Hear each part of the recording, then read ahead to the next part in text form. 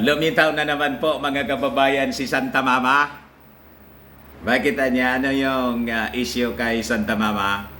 Basta lumitaw siya. At yung issue na naman po mga kababayan, yung dati lang. Yung dati, Robredo discusses Philippine fight versus disinformation at US Forum. Disinformation and fake news, yun na lang lagi yung topic ni Santa Mama. What? We made a lot of mistakes. Sabi po ni Santa Mama.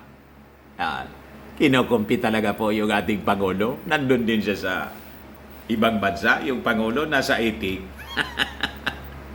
Siya nasa Amerika para magsalita, mga kababayan, sa isang forum, Obama Foundation's Democracy Forum. What? Ito yung sinasabi natin na mga NGA. Siya kasi head, mga kababayan, ng isang NGA dito sa ating bansa, yung Angat Buhay. So ngayon, bilang NGA, another NGA, yung nag-invite din sa kanya outside of the country. NGO. NGA yung sabi niya eh. Hindi gawin na nating NGA. Former Vice President Leni Robredo has spoken about the fight against disinformation in the Philippines during the Obama Foundation's Democracy Forum, even acknowledging they made mistakes in addressing so-called fake news. What? Nagkamalian niya kami kasi pinabayaan lang namin, inignore namin. Kaya niya namihasa. What? Ang sabihin po ninyo, Santa Mama, yung narrative ninyo, yung mga kwento ninyo, hindi pinaniwalaan ng mga mamamayang Filipino. Yun ang nangyari. Binabaliktad ninyo yung inyong mga sinasabi, mga press releases, interviews, hindi man pinaniwalaan. Naniwala yung mga Filipino doon sa kwento ng mga Marcoses and the supporters of the Marcoses. Yung kwento, yun ang kanilang pinaniwalaan. Pero sabihin ninyo na yun ang fake news. Sa inyo pong pag-iisip, yun ang fake news kasi hindi pabor sa inyo. Hindi pumabor sa inyo yung mga kwento. Pero kung pabor sa inyo, ayun ang truth. Kahit hindi totoo, produkto ng mga propaganda at mga imagination. Yun ang totoo. Pag kami, Santa Mama, Robredo said her camp started to correct fake news 3 years into her term as Philippine Vice President, but it was too late. We committed a lot of mistakes in responding to this disinformation. Talagang yun man talaga po. Yung mistakes ninyo kasi po, hindi man kayo nagsasabi kasi ng totoo. Yung mga kwento ninyo, unbelievable. Di ba? Kahit during the campaign po, pati yung number of participants, binilang ninyo kahit na yung mga kahit yung mga sibuyas.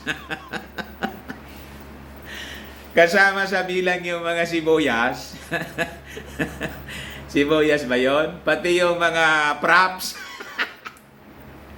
na pink. Kitang-kita po sa mga pictures. Diba? At yun nga, yung mga pa-survey ninyo na laging landslide sa mga eskwelahan, ano man yun? Pero yung mainstream survey, lagi kayong napakalayo. As a result, nakita ninyo, lumabas yung totoo, 15 million lang kayo. 31 million plus yung nakuhang boto ni President Bongbong Marcos. Hindi yun totoo? What? Maging yung Smartmatic, maging yung kaalyado ninyong simbahan, yung PPCRB, yung watchdog ng simbahan, walang nakitang diferensya. Tanggap nila na walang daya. Walang daya nung eleksyon. It was like we were trying to correct, but the fact-checking was just being heard in our own echo chambers because there's a separate reality already. Yung sinasabi nun yung separate reality, yun ang totoong reality. It's like we could not penetrate into the cells created because of disinformation. What? Walang disinformation po na nangyari. It is the true information that prevailed. Yan ang totoo niyan. Hindi umobra yung propaganda ng mga dilawan. Yung mga interview sa inyo at sa interview sa mga kaalyado ninyo tungkol sa mga paninira sa inyo mga kalaban sa politika, lalo na si Bongbong Marcos, na wala nang kayong bukang bibig, kundi siraan na siraan, hindi umubra. No effect. Kaya masama yung inyong loob. Yun ang totoo niyan. Ngayon, nagkikwento kayo na you were victims of disinformation, kaya hindi kayo nakaposisyon. Huwag kami ikwento ninyo po yan sa pagong. Disinformation against Robredo would continue to hound her when she ran for president, sabi rito, in May 2022 elections. Hindi po. Kung bakit po hindi nanalo si Santa Mama, kitang-kita po na hindi man totoo yung kanyang mga sinasabi. Yung mga agenda niya, hindi man pinaniniwalaan ng mga tao. Wala eh. Kahit anong gawin, mga kababayan, hindi matanggap ng mga Filipino. Yun ang rason po kung bakit hindi siya nanalo. Hindi dahil sa disinformation. At pati yung kanya pong yung kanyang mga mismong platform. Yung plataforma niya mismo, ayaw ng mga tao. Yung kanyang promotion, sablay. Sino ba magkukumbinsi ng mga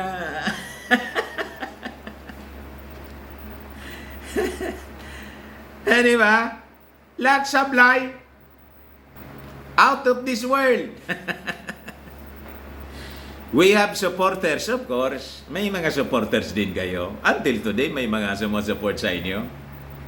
In our supporters, we're trying to fight fire with fire. Yun anya yung aming ginawa. So some of them were trying to fight all the disinformation with trying to correct everything on social media. Hindi man po ninyo maiko-correct yung dati nang correct.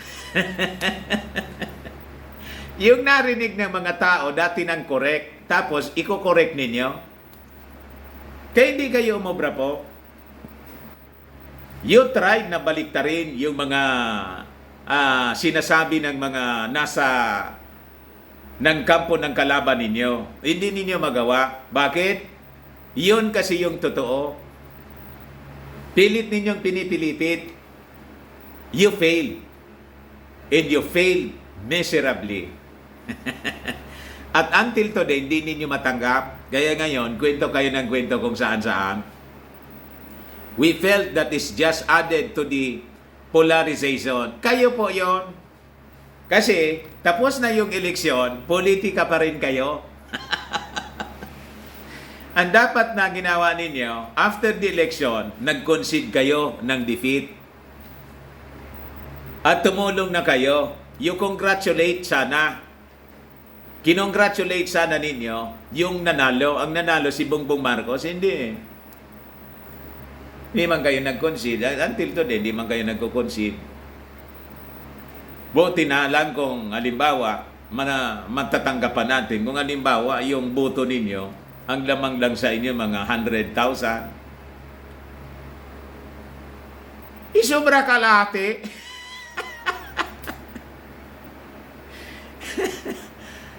Yung lamang sa inyo, sobra sa kalahati, idagdag pa yung boto ng ibang mga presidential candidates, hindi pa aabot. According to Robredo, the polarization was part of the populist playbook wherein two parties would be pitted against each other. Wala man pong two parties na multi-party system tayo. O di ba? Gustong makiisa. Sana di ba may proposal na mag-withdraw na lang yung iba? Si Ping Lacson, kinausap. Umayaw si Ping Lacson kasi ang ibig lang sabihin niya ni Mrs. Robredo, kami yung withdraw. Hindi dapat niya ganon ang rules. Siya hindi pwede mag-withdraw. Kami lang yung dapat na mag-withdraw, yung gusto mangyari. So, yun po. Alam na ninyo kung ano yung kwento, pati nga si Mirisco. Hindi nangyari yung pagkakaisa, mga kababayan, para mag-field na lang ng isang kandidato. Sabi ko na, kahit mag-field kayo ng isang kandidato, yung botong nakuha ng mga by the other presidential candidates, would that be enough para talunin si Bongbong Marcos? Ilan lang naman yung nakuha ng ibang mga kandidato. Nevertheless, Robredo said the house-to-house campaigning in her presidential bid was a breakthrough, although it came last minute. What? Wala man pong ibig to yun, yung house to house. Pinagod lang ninyo yung sarili ninyo. Ano yan? Tumatakbo kang local posisyon, house to house. Wala yun epekto po. Our campaign is now to continue those conversations. Start with your traditional networks like families, work, school, and then go out of the communities. So ano yung kuha ninyo? Yung model ninyong ito, gusto ninyong i-share kay Barack? Para sa mga leaders ng mundo kung paano manalo? Talo nga eh. Anong isi-share mo sa talo? Kung nanalo ka, you have the authority to speak. Pero pag talo, silensyo ka na lang. Talo eh. Anyway, baka lang gusto ninyo mga kababayan itong itry. Firmax Firming and Lifting Cream. Pinapahid po sa mga pulses in affected area. Mainam po sa paninigas ng mga kasuan. Ito naman po, Automax, anti-aging siya. Sa mukha, pinapahid twice a day. You will look 10 years younger than your age. Yung mga cancer patients po, try lang po ninyo ito. Di man siya gamot. Nengxia Red Mix Fruit Drink. Food supplement siya. Kaya lang, gawa siya mga kababayan sa goji berry. Yung goji berry, may anti-cancer properties po. Yung mga inquiries ninyo, dumiritso na lang po kayo sa aming messenger para masagot namin agad. Ayos! Ako po si Dante Maravillas. Bye-bye po. God bless.